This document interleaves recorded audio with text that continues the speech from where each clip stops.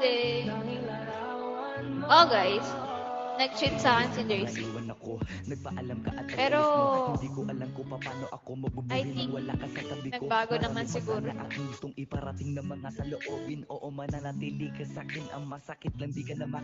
One of the reasons is cheating.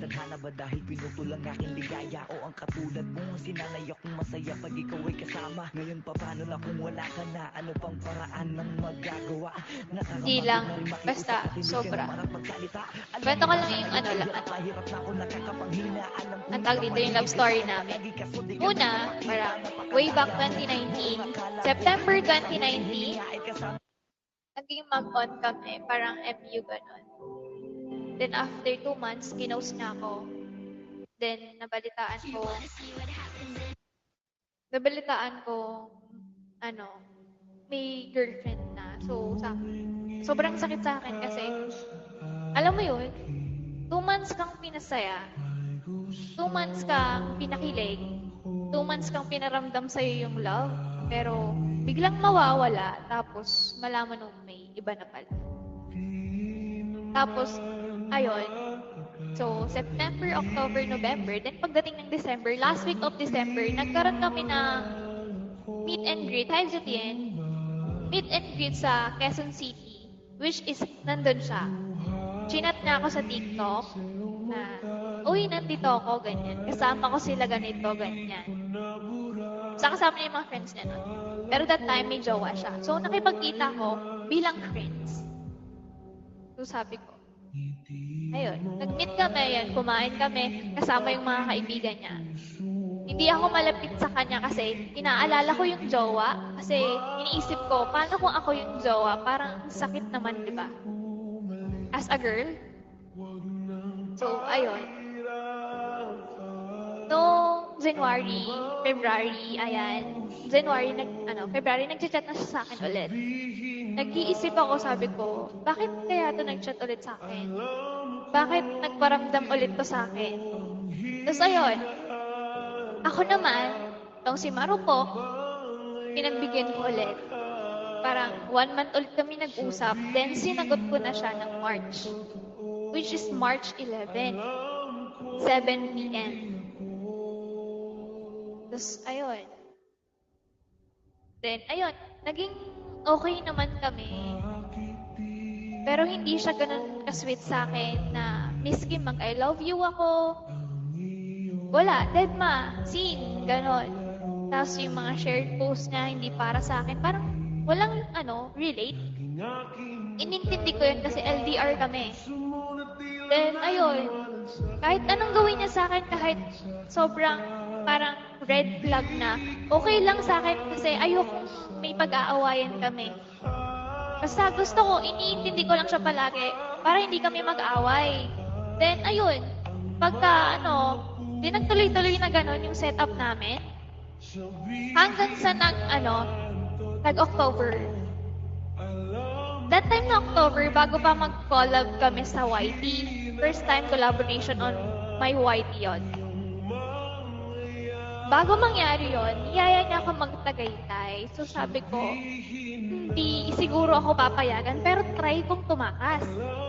As in, takas talaga. So, ayun na nga. Para makasama lang siya. Pero sabi niya, wag na lang, ganyan, ganito. So, sabi ko, ay, sige, balitaan mo na lang ako if ever na matutuloy kayo.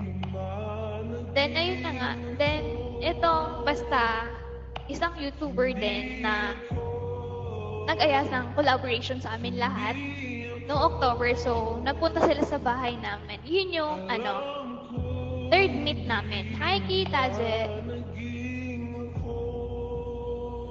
Yun yung third meet namin, which is yung tumira siya dito ng almost 1 month. Hi, Kiniki. October 29, 2 a.m. Madaling araw. Hindi kami guys kasi nagbibigayan ng accounts. Parang, ayun lang. Hindi kami nagbibigayan ng accounts. Kasi may tiwala ako sa kanya. Buo yung tiwala ko as in 101%. Yung tiwala ko sa kanya. Ayokong masira yun kasi long distance nga, di ba?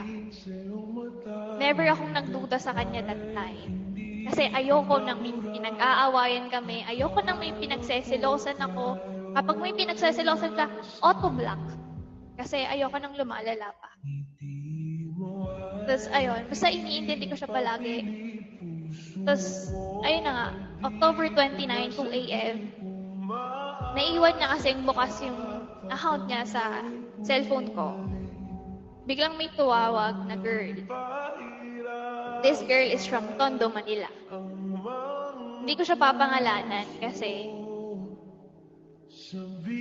related kami sa isa't isa. And yun, sobrang, nagbabakrit ako. Alam niyo yung parang nangangatal ako sa hindi ako makapaniwala na bakit? Ba't na nagawa yun sa akin? Na parang sobrang taas ng expectation mo, sobrang taas ng trust mo sa kanya, pero yun yung makikita mo na basta yun. Dito na ako nag-explain ha. Bahala na kayo, hindi na ma-explain sa YT. Bahala na kayo. Explain ko na dito lahat. Parang makakabuging dibdib ko, promise. Tapos ayun na nga. Nakikita ko, tinatadtad siya ng girl. So sabi ko, kinakabahan ako, hindi ako mapakali, nanlalamig ako, nangangatal ako. Hindi ko alam kung ano yung maramdaman ko noon. Tapos, scroll ako, tapos sabi ko, ay, sana all? Gumaganon ako. Nung noon, kasama ko yung pinsan ko dito sa house namin. Pero siya, nasa kabilang kwarto lang. Katabi niya yung mga kuya ko. Gusto ko siyang gisingin noon. Mag-usap kami, gano'n. Nangangatal ako that time. Yung cellphone ko, alam niyo ba, na ganun-ganun na kasi hindi ko talaga alam kung ano yung gagawin ko. So, ayun na nga, di ba? Nakita ko, tinadada siya ng girl kasi naka-ignore sa kanya. In-ignore ko pala. Hindi pala naka-ignore sa kanya. In-ignore ko. Kasi para hindi masin. Backread basta sobrang kaba ko. Then, ayun, dami kong nabasa na sobrang ikakasakit talaga ng puso ko. Na halos parang durugin pa. So, ayun na nga. Alam niyo ni Supremo. Basta ayun. Tapos, alam niyo yun, pag yung girl hindi pa kumakain, magagalit siya. Magagalit siya, ganun. Which is, pag ako hindi kumakain, wala namang pakialam. Tapos, ayun, nagsasend siya ng mga videos, tapos etong girl, nagko-comment siya sa my day niya. Daw yung cute mo, ganyan. Ay, ano ka ba ganyan? Tapos etong girl, lagi niyang sinasabi na, uy, si Nix, ganyan. Di ba jowa mo si Nix? Ganyan. Eto naman si Boy.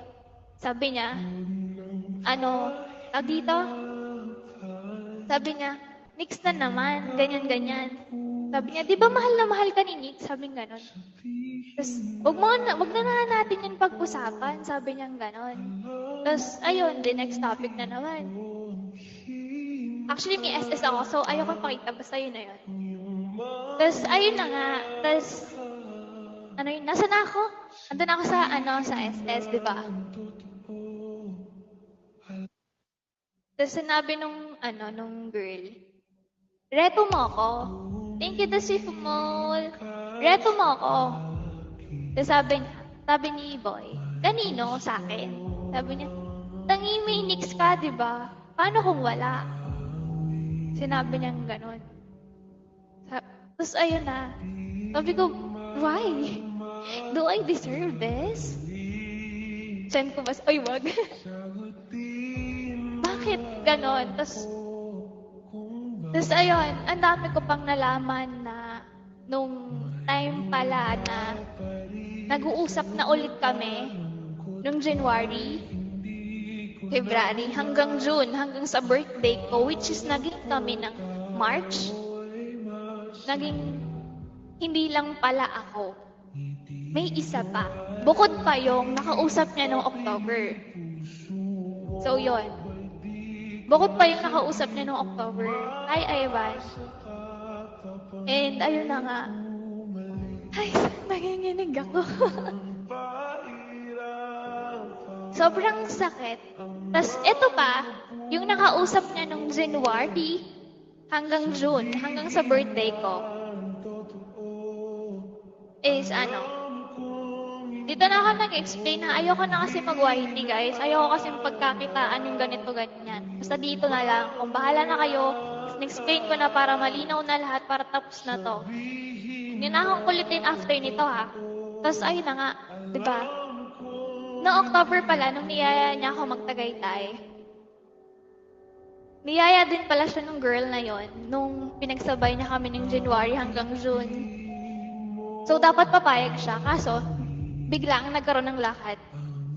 Biglang nagkaroon ng lakad dun sa iba niyang tropa, which is sa lalaki naman. So, ibig sabihin, hindi siya nakasama dun sa girl na yon. So, ibig sabihin, dapat sasama siya dun sa girl. Hindi niya nakaka-chat yung girl na yon, kundi sa text message. So, ayun. Sobrang sakit. As in, promise. Solid na solid.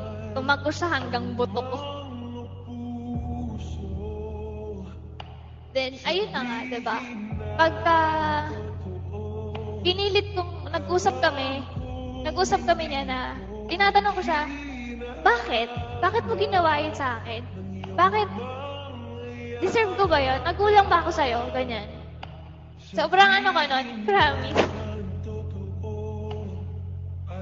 At saka, ayun na nga, diba? Parang, ang sobrang unfair ng mundo.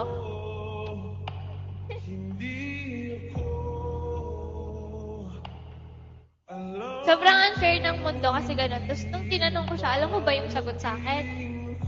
Ano? Sabi niya, niloko kasi ako dati, kaya niloko kita. Sabi ko, ha? Ano ulit? So sabi ko, minahal mo ba ako? Kasi ako, minahal kita ng mahal, as in mahal. Promise. So ayun na nga, diba?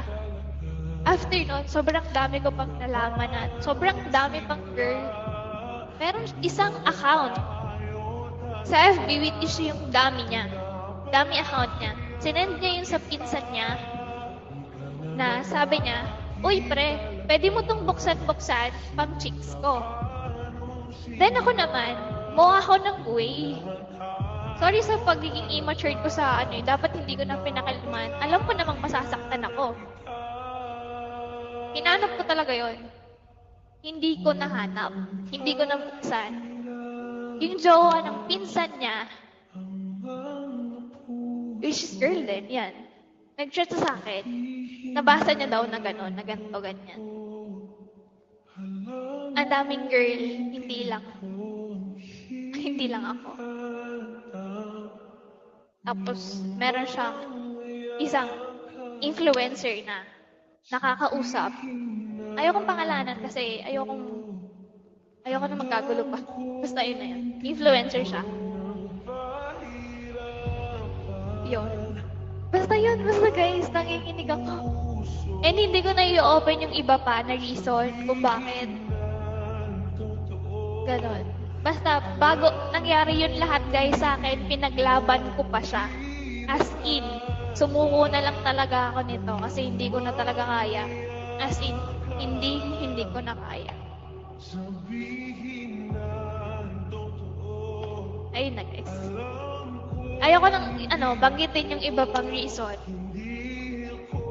Ay, thank you, Christian Tila. Thank you, boss. Hala. Thank you, boss. So, parang nung na-share ko, parang lumuwag yung dibdib ko. Thank you, guys. Thank you, guys. Guys, and isang hiling ko lang pala sa mga nakarinig na, don't bash Jersey. Normal lang to siguro sa relationship. Pero hindi normal yung ginawa. Basta, huwag niya siya ibabash.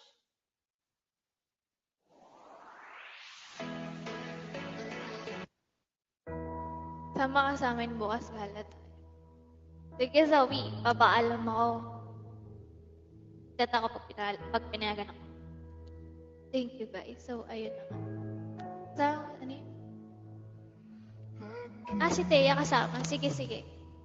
Parang gusto ko rin mag-chill eh. So, ayun na. Kaya guys, kung mapapansin nyo, di ba, ang dami nagtatanong sa akin, why naman hindi nire-reply si Jersey sa comment section? Kasi yun na yung nangyayari sa amin. Sim, to si Paul. Okay kami sa social media, pero in real life, hindi talaga. Pinaglalaban ko na lang talaga siya. Basta ayun. Tapos nagtataka ako, bakit puro siya post about sa akin? Bakit puro siya sinasabi niyang mahal niya pa ako? Pero hindi naman niya pinaramdam.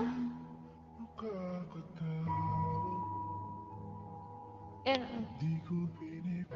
Sobrang sakit ng dinanas ko sa akin.